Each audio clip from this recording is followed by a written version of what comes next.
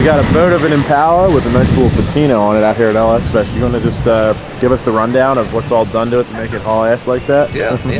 It's just a wall steel car and everything steel. Right. 370 cubic inch LS motor, bullseye 83 millimeter turbo. Right. Little John Cam, built 4L80 Jake V3 brake. Right.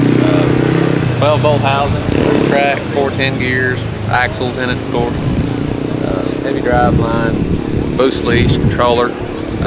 So, you know, trying to be able to stage at least. Right. So, but 4,100 pounds of me in it. Runs on 93 when I street drive it, and I dump a little 110 in at the racetrack. Right. First time of the quarter mile, I didn't know what to expect.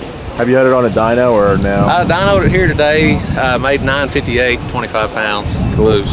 Is it kind of a car that you've had a while and This is decided to do this actually, too, or?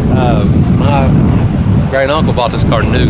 Oh wow. Yeah, and they sold it to my grandparents in the late 70s. Okay. I think he drove the wheels off of it, wore it out. It sat in the field since the early 80s. Okay. I dug it out about 3 or 4 years ago. Right.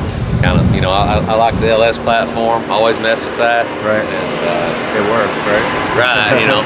So want to make a nice street car, and then all the turbo stuff, you know, everybody's going crazy with that. I want part of that fun too. It's kind of a curveball. You have any like funny stories about it, or anything that didn't quite work the way you thought, or anything like that?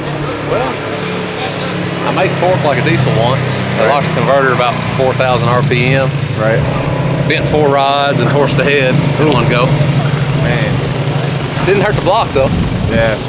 That was a S475 stock bottom end setup. Right. And made like 31, 32 pounds of boost. Didn't like that, huh? It didn't care for it.